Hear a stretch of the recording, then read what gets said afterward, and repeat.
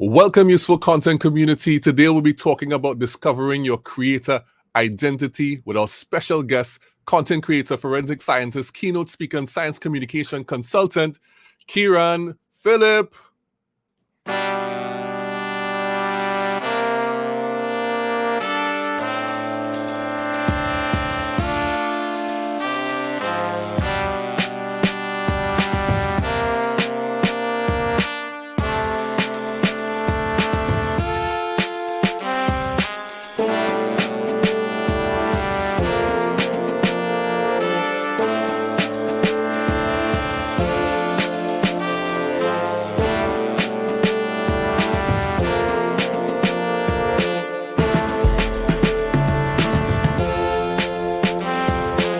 Broadcasting live from Relate Studios in Trinidad and Tobago, it's the Useful Content Creation Show with your host, Juma Bannister. This is the Useful Content Creation Show where business owners come to learn how to create useful content to build better business relationships with their employees and their clients. My name is Juma Bannister. I am your host, and I'm happy to be with you. And for those in the comments, remember we are the Useful Content Community. We own the bulb emoji. Let me show you what that looks like. You can throw your bulbs up like that. And don't forget to drop your hashtag UCC Live. And if you're here on the replay, drop your hashtag UCC Replay. Today, I'm happy to introduce our special guest who is going to teach us useful things on how to discover your creator identity. Welcome to the show, Ciaran. Yeah, thanks a lot, Juma. Appreciate it. Glad to be part of the community, and thanks a lot for the invite. Yeah, man, you have been around. I was tracking down when we kind of first met. That was like early last year. Yeah. And I sent you a Clubhouse invite. Right. Yeah. Yeah, man. I don't think that's a thing anymore. I've been feeling like I'm the only person who felt that way, so I'm glad somebody else shares that sentiment. looking, yeah. It's there, but I only go on it when I require to. All right, so for the people who don't know you, let's get to know you a little bit. Tell the people who you are and what you do. Well, I'm just a man from a small island, kind of like Juma. I'm from the island of St. Kitts. It's actually two islands, one country, St. Kitts and Nevis in the Caribbean. But I've lived all over the place, and I've seen so many different things. I'm really thankful for the life that I lived. Right now I'm living in Toronto, Canada, where I have a small consultancy business called Shore Science Consulting, where what I really do is give people useful information so that they can make better decisions on matters of justice, efficiency, and profitability. Because I'm a forensic scientist, so I actually spent 6 years working in forensic science in St. Kitts and Nevis, worked on over 700 criminal investigations, and I went to court as an expert witness for a number of cases. So I've done a lot in that space, and I'm trying to see if I could really expand my career. And came to Canada looking to do that in 2019, August of 2019. But sadly, by March of 2020, the world was a different place. So a lot of things changed, and one of the big changes really was this whole idea of virtual presentations and bringing people who are experts in their particular fields to speak at all these events around the world, really. But I mean, from the comfort of Relate Studios in Trinidad and Tobago. So I wanted to contribute to something like that. And I felt like, I could be a good speaker because I had valuable expertise and I knew my creator identity. So that's really what I jumped into full force. And I'm proud to say that, definitely last year, I could say for sure I did over 30 talks last year. So it was really great. I had a great February as well, Black History Month. I did 14 talks, got paid for the majority of those. Got paid for every talk I did in February. Important. Yeah. So there's real value out there, even for somebody who, you might have been on one track and now you're on the other. So there's real value, real money to be made, real opportunities. And I'm glad to talk about some of that with the useful content community. Excellent. You're a regular Papa Bracho there, man. Nice. Doing good stuff. Paving the way. So I think this is the 39th year of independence for St. Kitts Nevis this year. Mm-hmm. Yeah, if I'm not mistaken. Yeah, I've been there. Nice. Hopefully I'll get back at some point, but I've been there before. Good stuff, man. It's good to hear what you've been doing. And I know that's one of the things you expressed to me when we spoke on LinkedIn last year about how things have shifted so much. So it's good to see you've taken what could have been a really kind of challenging thing and made something good out of it. So that's an excellent way to approach it. Excellent stuff. Good. Let me see who is in the comments here. Oh, I'm gonna say Nice. Kelsey. Appreciate thank you so that. much for jumping on. Much love to St. Kitts and Nevis from Belize. Thanks for having you on. And Harish, say great conversation. Glad to have you on as well. Thank you so much for being there and for checking in with the useful content community. All right, so let's get into the meat of the matter here today. So the first question I'll ask you is the question I ask everyone who comes on the show. The big question is, what makes your content useful? And as I mentioned, it's all about, for me, giving people useful information that helps them make better decisions. And the background to that really is that as a scientist, what I really do is help people answer complex questions. And that's really what is the most useful thing that I found from my personal experience. You have a lot of big questions sometimes because you're not really sure about how things go, like for the pandemic, for instance, now that we are seeing mask mandates drop all over the place. Should I wear a mask still? Should I not wear a mask still? For some people, that's a really important question. And how do you really get the information that is accurate and reliable so that you can make the best possible decision? And that's the kind of content that I really want to make. I want to help people grapple with, whatever questions they have, and really show them that, hey, we could try and figure out a way, sometimes using science to find the evidence, find the data, find the information that is true or accurate, reliable, which means that it could be applied over and over in the same way, give you pretty much similar results. And that's going to help you make a good decision. And when you make good decisions, you feel good about yourself. You feel that you're doing the right thing, particularly for you. You feel more confident. And these are the things I really want to help with the community. And another aspect is, I'm a forensic scientist. I've wanted to be in this career for so long, and the representation really hasn't been there. There's hardly anybody who looks like me who's at the top levels regarded as an expert forensic scientist. But I want to be one of those people. I want, when people think about, let me think about expert forensic scientist, one of the people they think about is a black man from a small island in the Caribbean. I want that to happen. And hopefully I could be that. But if not, it's okay. It's okay. There's other people, because I hope to really open up people's perspectives with my content so that people can see, like, wow, here's somebody who really has a great perspective, somebody who's an expert, somebody who can, help us in all these important matters, important questions about justice, about how we learn the truth, how we make people accountable, all these things. I want people to see that expertise is really spread out around the world, and it comes from the Caribbean as well. Excellent. Yeah, so you're the second person from the Caribbean who is working in STEM that I've had on the show this season. The first person was Valine McDougall. She's actually from Trinidad and Tobago. She calls herself the science storyteller. And excellent. I love that. That's one of the things I was going to ask. If you think there was an underrepresentation of Caribbean STEM professionals on social media in general, and should people in that field from the Caribbean be making more public content, not just doing what they do behind the scenes, but actually saying this is what I do, so that there will be people who could look at it. I could send my daughters to have a look. You could send your kids to have a look, your daughter, your sons, to have a look and say, look at this and see what this looks like. So it's part of what you do for them, for those, like, you're thinking about your children when you do what you do. It's part of it, them, and like the children at large across the Caribbean. Definitely the children at large. Like my children, I have a 16-year-old daughter who does not like anything STEM. It's definitely not in her interest. Trying to help her pass a class right now that she's doing called functions. Really mathematical. Not everybody's cup of tea. But there will be people out there who have it in their mind, particularly in the Caribbean. Like, oh, I'm going to this advanced math class because, school says I have to.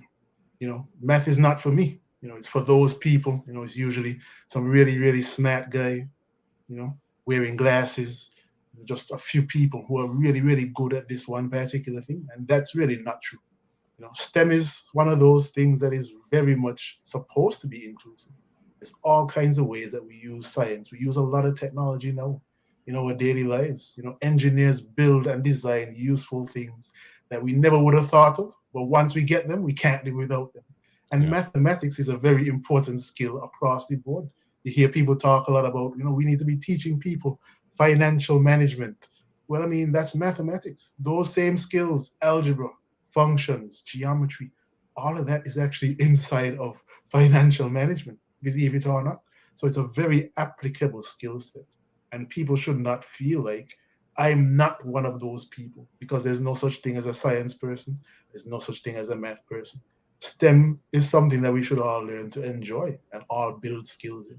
And when I see other people from the Caribbean talking on social media or putting out really cool content about STEM, I mean, it makes me feel good, because I never had that when I was younger. And now that I'm in social media and trying to be a part of this community, I love to see that, because I think that that can be inspirational. That can show people that there is a diversity of peoples who enjoy doing this stuff, and it can be done in so many different ways that something might very well interest me, even though I'm just a dancer, even though I like playing bass, even though I'm just a footballer. Maybe something about engineering could be really cool to you. You never know. But if we have more people from the Caribbean doing it and putting that content out there, then definitely I think that more people could be inspired. Yeah, I agree. 100% agree. And it's something I think about often, because, of course, I'm from the Caribbean and I have children, and I am for the youth as well. So something that I think about often. All right. That's a really good intro, a good sense of where your head is at and what your emphasis is.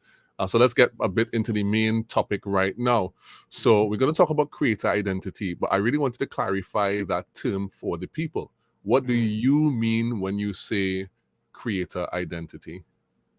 Well, I think of it as, a few different things, but it's really on two sides. What is the background of the person who is, putting all this, producing all of this material?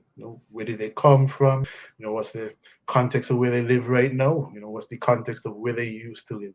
What are the things they're interested in? What are the things they've been through? So the background element, and then I think about the delivery element. What are they good at doing? They're good at speaking. Are they good at making posters? Are they good at taking pictures? Are they good at making videos? Are they good at using that selfie camera? Are they posting a lot of TikToks that get a lot of views? Those two things, the background and the delivery, and it's really a hodgepodge. It's like a patchwork, a puzzle. All these different small elements in your background, and these little tiny elements about how you deliver your content. I think when you put all those together, you get something unique, and that uniqueness is creator identity. And that's what makes you a valuable person, to start to put what you know out there into the world. Because the truth is, a lot of different things happen to you in life, a lot of different things. And if you could really, rely on that and really live in your truth as yourself and start to do the things that you're good at doing, maybe even stretch yourself a little bit. When you start to make content, it means that you're the only person who can make that particular content. And that makes you valuable. That makes you somebody that has currency in this content creator space. Well, that's a good creator answer. identity. Yeah, that's an excellent answer. And I'm going to get to. I'm trying to get your name. I'm hoping it's Chelsea, maybe Chelsea. I'm going to get to your question, just your statement, because you're making a big statement, and I want to put it up so that people can see in the comments. But let me just say though, and the conversation, you kind of touching on some things I have in my mind, and I didn't plan to do this, but like, for example, I'm on TikTok, right? Yeah. And I've been on TikTok since last year, and the traction on TikTok has been good. But one of the things I've noticed on TikTok is that there is a severe deficit of educational content. Even I mean, if from our local context, because how TikTok works is that TikTok shows you content from your locale. It's geofenced in the first Oh, instance, and then it works its okay. way out as you begin to interact with the platform more. So TikTok Mm, tries to triangulate what content works for you, and generally they send you down a track from your local area. So I all would get right. served content from Trinidad and Tobago first, Mhm. and if you're in Canada, you'll get content from Canada first, All and so right. on and so forth. And there are a ton of people. There are a ton of people. And just last night I was on did a live on TikTok with the community, and I was saying there are lots of people who are into not even edutainment, just entertainment content or comedic content. But that is kind of like an easy entry point, and nothing is wrong with that. Mhm. But I would say that we need more people representing different parts of the educational part Of course. of of whatever careers they're in that could put Yeah, themselves out there. of course. And what you're talking about is very important. Like in the area of STEM, it might be in the area of medicine, it might be in the area Mhm. of marketing, it might be in the area or whatever area it is. We just need people who are professionals from the Caribbean to come and share what they know and to Yeah. really represent the Caribbean properly. And I think it sometimes makes me a little, when I look at the content coming out, it makes me a tiny bit disappointed that Mm. people easily slip into the entertainment comedic stuff, and we know in the Caribbean we say the bacchanal stuff, Of and course. Yeah. they don't think about how can I use what I know to educate, instead of making it just about the bacchanal part of it. Can I create a news show? Can I spin this in a way? Can I make it edutainment? Can I Right. educate and entertain at the same time? Mhm. And that's something that's really been on my mind. But anyway, I just thought what you said triggered that thought in my head, so I just thought I'd share it. Let me get Sure. to let me say Chelsea. I'm going to say Chelsea's comment. Kelsey Gil Anthony. Definitely important when it comes to exposure and thinking outside the box. It's critical to have a representation to reference. And when you're in such a technical field, the average person loves to be able to connect and relate. Mhm. And if they cannot, they will appreciate you for owning what you do and doing it well. That's a great comment. Definitely. And I really do agree because I feel like we have so many people in so many different sectors because the Caribbean, even though we are all these small societies, we have all these different roles that we need to play. And people fill those roles, some of them really well. So when you see somebody, or when you get to meet somebody face to face who's a really good, let me see, a really good business person, somebody who's just got a good knack for finding out the products that will sell on the market, and Mm-hmm. they have a good personality and they're relatable. I mean, that's really cool to meet that person in person. And yeah, man, I've got to meet, I don't know, Jamila Bannister, excellent business person. That was cool. And then seeing Jamila Bannister on LinkedIn, putting content out, and that's reaching a wider sphere. I think that's something to be proud of because I met Jamila Bannister in person. She was great. Other people are now seeing what Jamila can do. And I think that's great. Jamila can now be known as a big time business person in the wider sphere of the world. And those are the things I really want to see happen for Caribbean content creators, particularly in STEM. Right. Definitely. Agreed. All right, so let's get into some of the more of the granular things concerning a creator Sure. identity. So when we spoke before, you identified three things to help you discover your creator identity. You talked about finding your starting point. You talked about tracing your steps and telling stories in your own style. Mhm. So let's jump into the first part of it, which is finding your starting point. How does one find their starting point in becoming discovering their creator identity? Yeah, so like I mentioned, two aspects is what I really think about when I think about creator identity. And that one, the first one is really your background. And when I look back on my background, I realize that it's not just one stat, it's more than one stat. It's stats. And you have to find your stats because that tells you a lot about your story. Those things that you did for the first time. Do you remember them? I remember when I was younger, I remember watching a lot of TV. And I think, TLC that we have now was really different back then because I remember TLC when I was around, probably 7 years old as the learning channel, right? TLC, the Learning Channel, and it had a lot of scientific content on there. And that's really where I started to get interested in this thing called science. But I was interested in so many other things as well. I was interested in playing the piano, so I got piano lessons. Later on, I was interested in clarinet, so I got clarinet lessons. I was always trying to be sporty like all the other boys. So I started playing cricket, around the same time I got interested in science, actually. So you start doing all these different things for the first time. And usually it's when you're younger, you're more adventurous.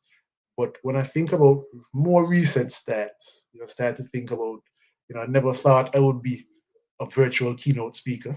At least not when I was a little boy. Probably like, just about a year ago, started really thinking about, or 2 years ago, started really thinking about how can I market myself in that particular space. And I remember the first time I did a talk virtually. So, those stats, is really what's important. Discover those things that you did for the first time, because they're going to tell you a little bit about yourself, and maybe even bring back some cool memories about all these different interests that you had at one point in life. Mm-hmm. And so you're saying a big part of the process of discovering your creative identity is to look back at your beginnings, look back at the things that crafted you at the beginning, and begin to say, okay, well, how did I begin? What are the platforms on which I started this journey? And for you, it was looking at TLC, and TLC was a different channel back then, and playing music, getting into music, Right. and obviously we know you didn't continue doing music. You went into science instead. Yeah, right. We know and that that really happened. goes on to the next point. Yeah, and of course you have to kind of like make a choice at some point. So the first part of discovering your creative identity is looking back at your beginnings. That's okay. I get that. Well, 1 second. Let me just say hello to Robert here. Hi, Robert. Good to see you on. Thank you for saying hi. Robert comes in and waves and says hello. We're always happy to have him in the crowd saying hello. Right. All right. So that's the first part of it. And we can move on to the second part of discovering your creative identity, which is like you said, tracing your steps, or I guess tracking your journey. Exactly. When I think about all those things that I was doing, usually when I was much younger for the first time, you start to realize that there was a lot of progression, because I did all these different things. I loved reading as well, and I loved writing, and I loved listening to people who were public speakers, because I found that there were some people that could really grab the attention of the crowd, and I loved all of that. And then eventually I started to try and make progress with the things that I was doing. I started piano lessons when I was really young, and I was really trying to keep at it, practicing a lot, trying to deal with that. But the truth is, I wasn't as good at piano as I wanted to be. And then even with science, I was really interested, had a lot of interest in it, but academically I was not good at science at all. So it was a really tough time. I had a lot of different failures all along the journey, and an important step for me really was being able to get help, especially as a scientist.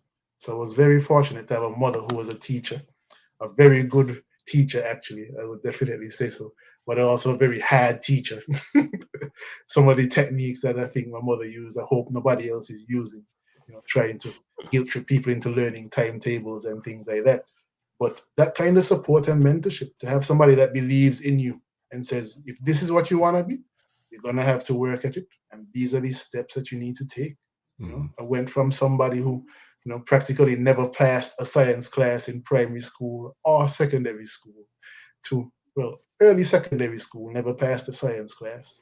Around third form, or the ninth grade, actually, is when I really started to get good at science. And interestingly enough, a lot of things changed between second form and third form for me, because I did second form in St. Kitts. But then I left St. Kitts to live in England. I was living in Birmingham, England, and I started third form there, or grade 9 or year 9. And I had a really good chemistry teacher there who just made it very interesting. That coupled along with the fact that my mother was working with me so closely, that really changed how I viewed science and how I viewed myself. And I really knew at that point I was going to be a chemist and a forensic scientist after taking that class. And these little steps that you take along your journey, all of this is really what's building you and molding your background into somebody who is unique, because we don't all follow the same path. And a lot of people's path, it's not linear. It's not, first step is this, second step is this, and I'm building everywhere I go. A lot of the times, you might decide, hey, I want to be, a Caribbean cricketer. I want to be the next Viv Richards, but, you just don't go from being nobody to Viv Richards overnight, Maybe you might get selected for your local team. Maybe you might get selected for your high school team and you're thinking, doing pretty well. And then you're looking to get selected at that top level, West Indies under 15, and you just don't get through, You're looking for West Indies under 17, you don't get through either. Looking to get into the high performance center, no opportunity for you. Those things happen. Those failures happen.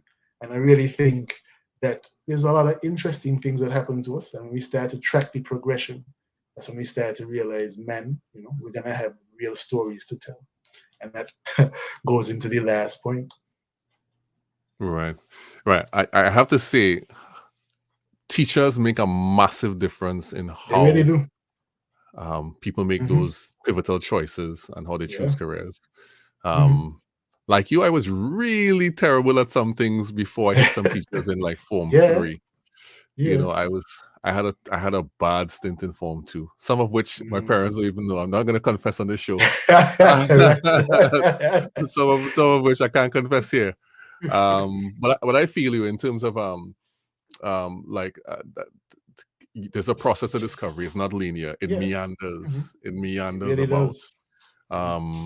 But it brings me to an important question. I don't want to take us off track too much, but it brings me to a question I wanted to ask about discovering things when you're young versus discovering things when you're older. So I know there's a big popularity of platforms like TikTok, and many people may view that as for young people, or they may beginning to start to think of content creation as a very young person's game, because I'm not going to call us old, right? What is your perspective on anyone being able to create content? Well, I'm not on TikTok personally, as you may have realized, but I definitely think that, this whole idea of a variety of people are now able to talk to a variety of people about their experiences, about the places they went to, about the food that they ate, about the hairstylists they went to, about the hairstyles they do. Like, I love that, because the truth is, before the advent of widespread social media and smartphones in everybody's hand, I never thought about how my hairdresser sees so many different people during the course of the day and really builds up this expertise in handling people and giving people what they want. I never really thought about how a makeup artist could choose different products and how they have to test them out on their own skin, and they go through so many different things, routines really, to try to figure out what is best for their skin and then impact that onto their clients. You see all these things happening now, and I think that goes to show you that there's so many things that you don't know. You might know a makeup artist, you might know a DJ, you might know a footballer, but do you really know about all the different facets of that particular part of their identity, that particular job that they do, that particular role that they have? And I think anybody should feel empowered, because the truth is, a lot of people don't know what you know, right? That's one of the things that makes you valuable. And once you start sharing it with the community in a relatable way, people are going to latch on. For some people, they like to spend time on TikTok. For some people, we like to spend time on LinkedIn. A lot of people, take pictures and post them on Instagram. Snapchat was also a big thing.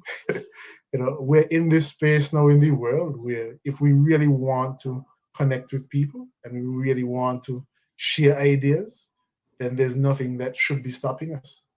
We should feel empowered to share our stories. And I don't think that you have to do every single thing. Clubhouse was popular at one point in time, and I felt like, this is something I wanted to jump onto, but it kind of changed. I have ideas about what it changed into, but I'm not going to talk about that. but you don't have to do everything.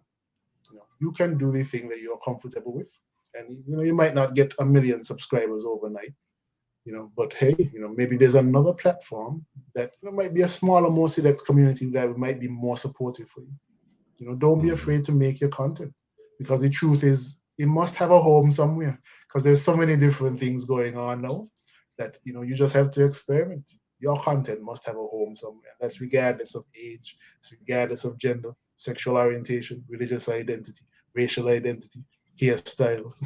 There must be a home for your content somewhere. So don't be afraid to make it. All right. Excellent. Let me just show Robert's comment here. Confession is good for the soul, Juma. No, there's no way. There is no way I am going to talk about that at all. At all. On Don't worry, man. They have booths in the Catholic Church for these things. nah, no way. I know we are not right now. Yeah. Maybe in some future episode I'll share some of my exploits from school. All right, well, let's see. I still don't have your name right. I'm going to call it Kelsey. I'm going to call it Kelsey. That's what I'm going to say, right? A key element of content creation, you have to be true to yourself, be yourself. You might not be a comedian and pull a huge amount of views at the beginning, but being consistent and putting out valuable information, useful content, your community will find you. That is an excellent comment. Yeah, that's an excellent comment. And of course, it's like, it's a business is an exchange of value, and so is creating content. Creating content is an exchange of value. Yep. I get value from the community, and I give the community something that helps them fill a knowledge gap, that helps them solve a problem, that makes their life better. And that is what we do with the content that we put out there. We impact the lives of people. And just like you said, we should not be inhibited to share our stories. And in particular for the Caribbean, share Caribbean stories. In whatever way that whatever way that we can do it. I would challenge people though to be innovative in the way that they share some of these stories. You enter into the thing in one way, and you try things out, you test it, you fall down, you get back up. But over a period of time, try to find a unique way to express those stories that will be helpful to those who are looking at it. And that's all I would add to that, And Janelle will say, no experiences are wasted. None at all. I definitely believe that. Yeah. That's what I'm going to talk about next. You guys are going to, okay, let's jump into that. Let's talk about the experience part of it, and the third part of determining your creator identity.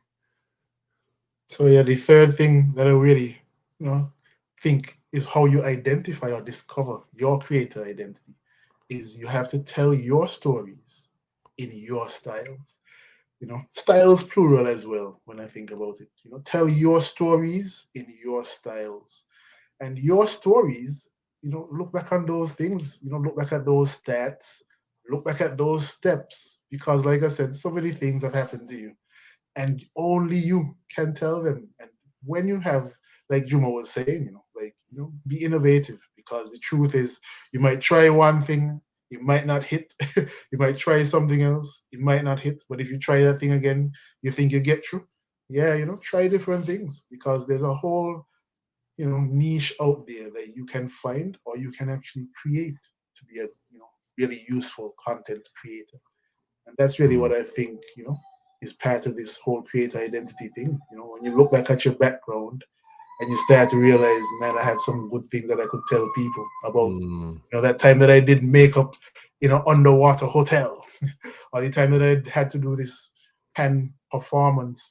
It was at a wedding, and somebody actually objected to the couple getting married. These little things. Maybe you might have had to cover that up with some music.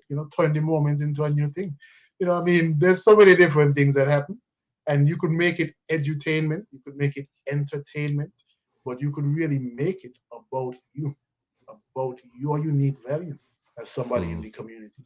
Imagine you're like, a wedding singer, and you make up songs, right, based on these two people who want to get married. You actually compose a whole new song for them. That is a really useful thing. And imagine if you could make some content out there to just show people part of the process. How many more people would be interested in something like that? How many more relationships or marriages would be able to say, I have this recording, It was made just for me.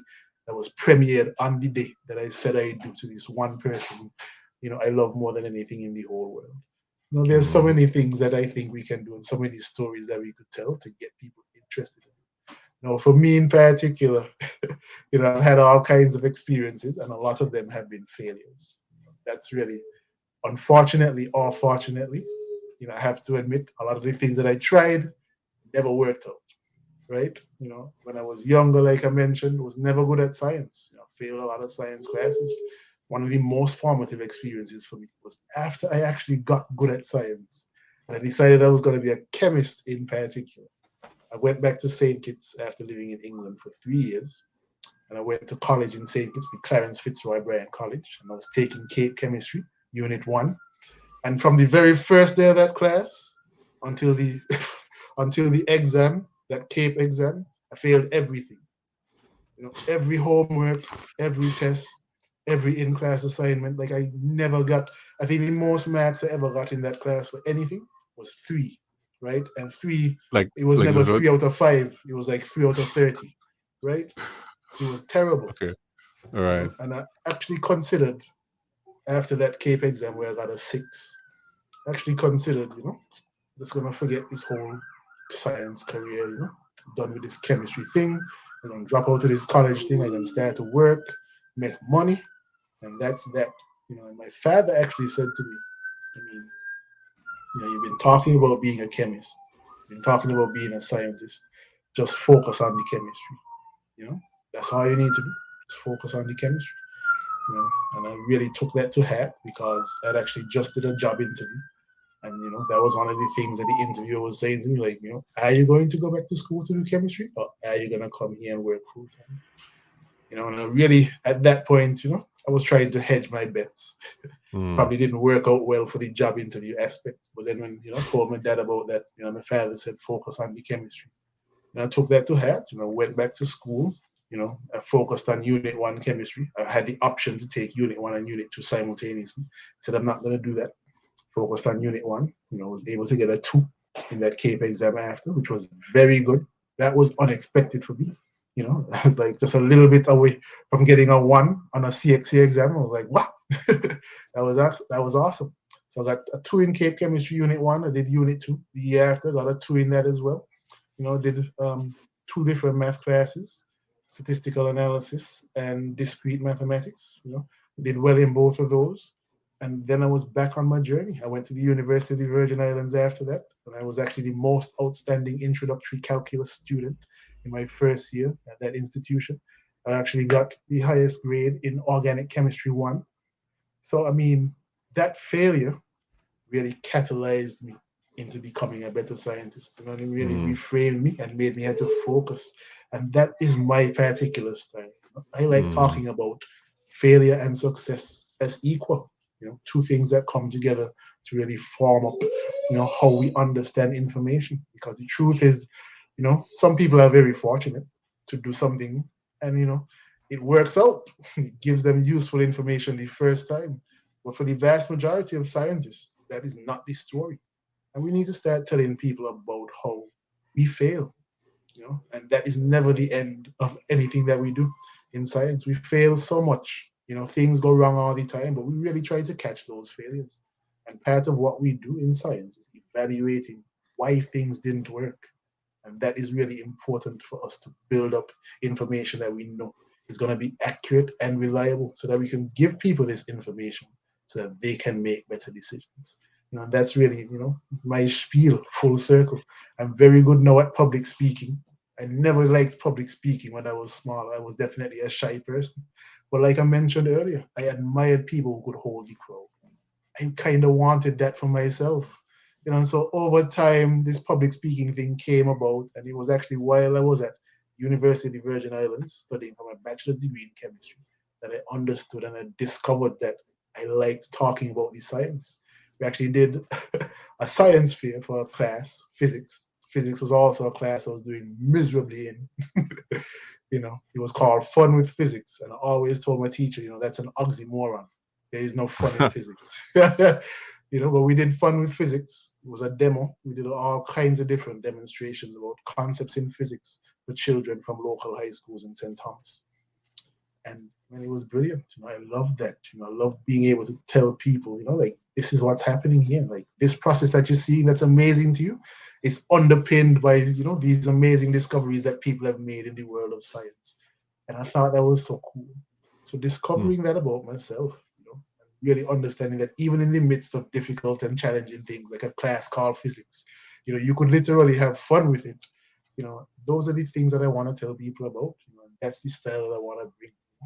There's a lot of things that don't go your way, and that's in life in general. But there are also things that you do well in. When you talk about the two things together, I don't think many people are doing that. And that's really what I want to bring as my creator identity. Because when I look back at my stats, I realize that, I was interested in a lot of different things. When I look back at my steps, I realized that I progressed in different things in different ways, but not linearly. And then when I think about my stories and how I like to tell them, I feel really empowered to share with people, because there's not a lot of people doing this thing the same way that I think it can be done. And that's my particular value. That's what I want to bring to the community. And that's what I want to, get people to see is something that is unique. It is creator identity. And with that, I would also like to say that, I'm really good at public speaking right now. Speaking is my thing. But, I kind of want to branch out, kind of want to be somebody who does training. I want to be somebody who gets to be a consultant on cases, not have to speak at all, just be there in the background, also helping people understand this information, how it can be accurate and reliable, so that they can make better decisions about, what type of plea do I enter for my client? Should I let this particular piece of evidence go in without a fight, or should I raise some sort of objections and make application something different? So, there's a lot of different things I want to do. I want to try to get into LinkedIn video, like Juma. He has been my inspiration. So a lot of different things that I want to try. I want to be innovative. I want to really change up this style, but I still want to bring, these three things. My stats, my steps, my stories, and my styles to it. So that is creator identity, and I hope that that'll be something useful, because we can't all do everything. We can't be on every social media platform. We can't use every type of media available. But maybe we could be innovative, and maybe we could really talk about what we know, how we like, on a particular platform that we can call home. Definitely. And that's basically everything in a nutshell. Because you talked about owning your life experiences in order to make original content out of it. But not just in order to make original content, but in general, own your life experiences. Every aspect of it is useful. And that's what Janelle was saying earlier on. She said, no, let me go back to her comment earlier comment. And no experiences are wasted. Let me show what Robert said. Robert said, I love this tip. Your unique style can set you apart from others. Exactly. which is very true. And I think it's Yomi. I'm not seeing is I think I checked on LinkedIn. Is Yomi, Yomi Omo said, tell your stories in your styles is great. I always say put your own spin on the narrative of your life. Write your own stories. Yeah. And that's something that we have learned. I have learned that for a while, especially from the perspective of the Caribbean, that the Caribbean people have to tell their own stories. And that's something that I have, that's always been part of in the back of my head to talk about, like to say those things. And I've said it publicly multiple times. So that I think that I agree with that point. Janelle is also saying in a lot of circles, there's a big frown culture at one point in time in the journey, and not learning from it, right? In terms of learning from your failures and how people overcome, thrive, and succeed in the end. And it's true, people don't like to talk about their failures because they feel like people will think less of them. Like, they're not the best, or, they couldn't accomplish this thing in this amount of time that they set out. But that is what makes you better, is that when you don't do it right the first time, and I like to tell my children that I say, go and do the thing and struggle. Go and struggle a little bit. Go and struggle. Go ahead. If you can't figure it out, go and get it wrong. They have class.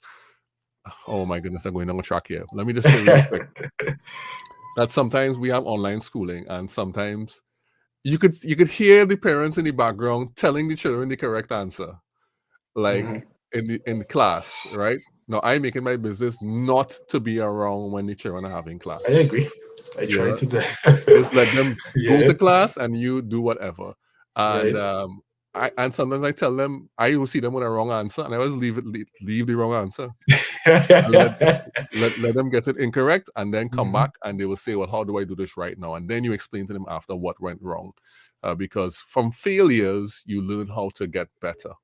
You Yeah. know, So I agree with that 100%. 100%.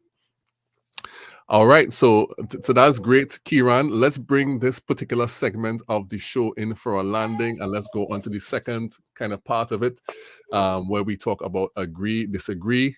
Let me see, who else is on there? Kind of treating my people on LinkedIn a little bad. Am I? No, I'm not. I'm treating them good. Let me just say that. Right. Okay. So let's leave it there. Let's jump into the other segment, agree, disagree. Now, agree, disagree is a segment where I'm going to just make some statements, and you're going to say if you agree or disagree. And these statements are not reflective of whether I agree or disagree with it. It's just general All right. statements. Some of them pertain specifically to you, right? Yeah. And people there could play along, right? It's just 5 things. So agree, disagree.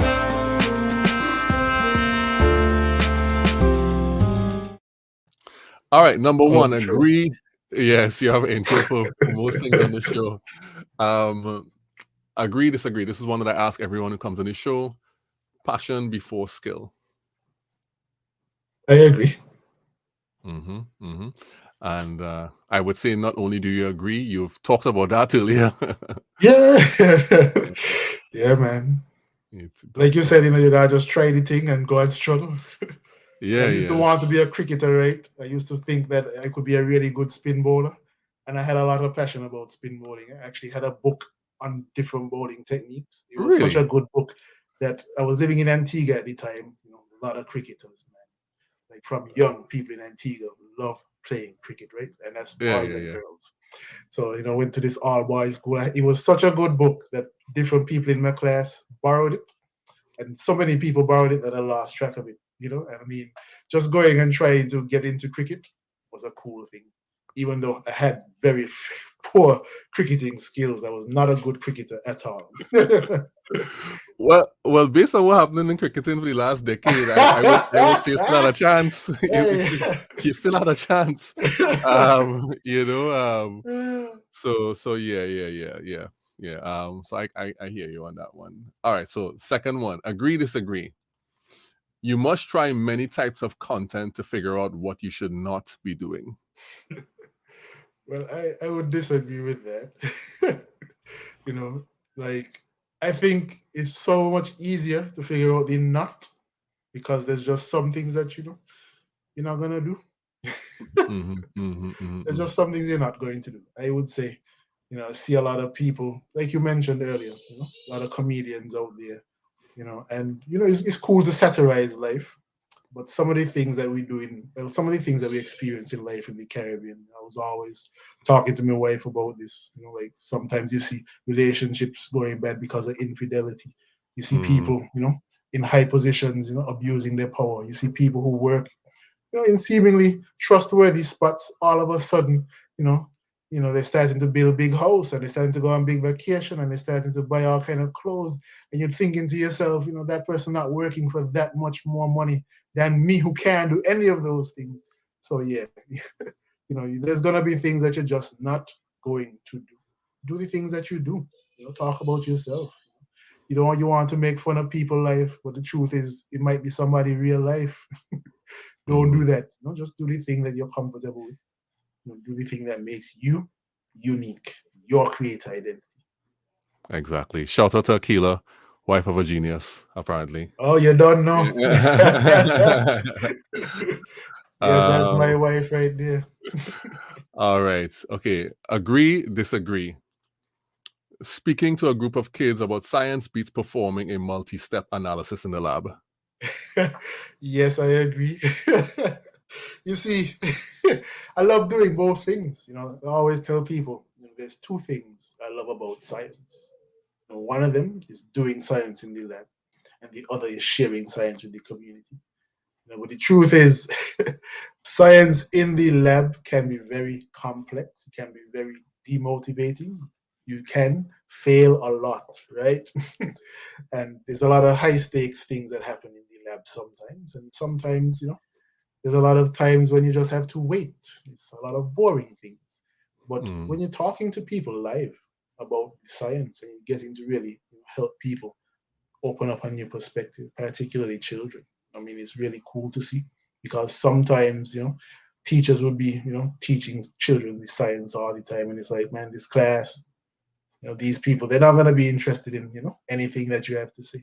And then, scientist comes in, starts to tell them about this particular forensic science case that they worked on. And it's like every single word, all these small little details, children are hooked on. And then I remember I did one presentation last year, talking about different innovators and inventors, who are Black persons from Canada. And at the end of that presentation, like all these children would come on and be like, oh, I want to be an astronaut, oh, I want to be an engineer, like telling people like, these are the interests that they have. And, that was something that the principal said to me after. That was something that she had never seen before, particularly from this class. Like, she did not have any clue that persons in this class had any kind of aspiration like that. So, sometimes, you get to share with the community. I mean, it surprises you, and it's never the same thing twice. I've given multiple presentations or the same presentation multiple times, and it's always a little bit different. In the lab, you don't really have space for that. Like, if you can do it the same way each time, do that. And if it works, that's excellent. You can't really be too innovative in lab. Right. All right, talking about innovation, agree, disagree. Innovating is more important than being consistent. So that's an interesting one. I would say in the content creator space, you need both. That's a difficult one. That's a difficult one. Because I look at other people and see what they've done. I mean, let me say for now, disagree, because I think the consistency aspect of what I see people doing in the content creation space, that's what builds the community. Knowing that, twice a week, every week, you're going to see Juma on the Useful Content Creation Show. That's what builds the community. That's what builds the following. So the consistency is key. But the truth is, like I said, like so many different possibilities now. You need to try and, get out of your comfort zone, just do a little thing, little different. And I want to try doing that as well, trying to, muster up the courage to go out there and do LinkedIn video. So, yeah, innovating is important. You get there. I hope you saw my last post about the objections to video. I hope you saw that one. Jump on, take a look at that list. See? I did. All right, that's good stuff. And lastly, agree, disagree. On social media, you grow more from doing rather than consuming. Well, I would say this is a tough one as well. But one thing I appreciate about the doing on social media, that whole aspect of social proof, and the kind of growth that you get from doing, you might be more connections, you might be more opportunities to go to different places, to see different perspectives. That is very important. I would always emphasize the doing, so I would agree with that. For now, you definitely grow from the doing, and it grows in ways that can be very lucrative for you. I can attest to that. And you can also grow in ways, that's very helpful for other people. When you really start to grow your following, people who are supporting you and supporting your work, that's really nice to have. It's really great to build community and meet people like Juma, and really come on these kinds of shows, to show the world that, man, they got skillful people like Juma out here who could really be maybe 15 years from now, a kind of Oprah type personality from the Caribbean. Yeah. We'll see how that goes. Let's make a deal, right? If I ever get to that particular level, I'll have you on. You'll be in like the first week of the guest, right? But by that time, I'm sure. I mean, I don't want to say it'll be a Dr. Oz, but it'll be something significant. All right. So let's just make that promise that I'll have you on. Maybe if not on the first episode, we'll have you on the first week, right? And so on. So we'll do that. That's excellent. That is agree, disagree. Thank you so much, community, for being on today. Let me just share some of the some way that you can find Ciaran. Ciaran can be found on LinkedIn. All right. Connect with me. Follow me. Right. I have a Facebook link for you too. I'm not sure is that correct or that works? The CF Phillip. That's is right. Yep. Okay. All right. So then Facebook.com/CF Phillip. You can connect with him there. And interestingly, and I suspect that this was available when he went looking for it. He is Ras Science on Instagram. That's right. Ras _science. On Instagram with the green edges. So so that's right. so go check out Ciaran on IG. Let me just kind of fix this a little bit. I don't like the fact that is not actually specifying Instagram. Let me just say IG here so people will know. And let me put it back up one more time. IG and Instagram, right? Good vibes. But be certain. All right. Do you have any last things to share with the people before we bring the show in for a close? Well, I just wanted to re-emphasize that, I'm just a small man from a small island, from the island of St. Kitts, but I'm trying to do big things. I'm Ciaran Phillip. I'm a forensic scientist, keynote speaker, and consultant, particularly in the area of science communication. I live right now in Canada's best city, the city of Toronto, the 416 or the 6, where I am, running a small consulting company, Sure Science Consulting, that you could connect with on Facebook. Just search for Sure Science Consulting. You could also find us on LinkedIn. Again, just search for Sure Science Consulting and follow me, where I try to give people good information, accurate and reliable information through my content to help people make better decisions in the area of justice, profitability, and efficiency. So thanks a lot for having me on this show. Really appreciate the opportunity. No problem, man. It's been a pleasure. Sure Science Consulting down on the bottom there. Go look for it and connect with Ciaran. So thanks everyone for being on today. Thank you, community, for joining us again for another episode of the Useful Content Creation Show. And we'll see you here again very soon. Bye, everyone.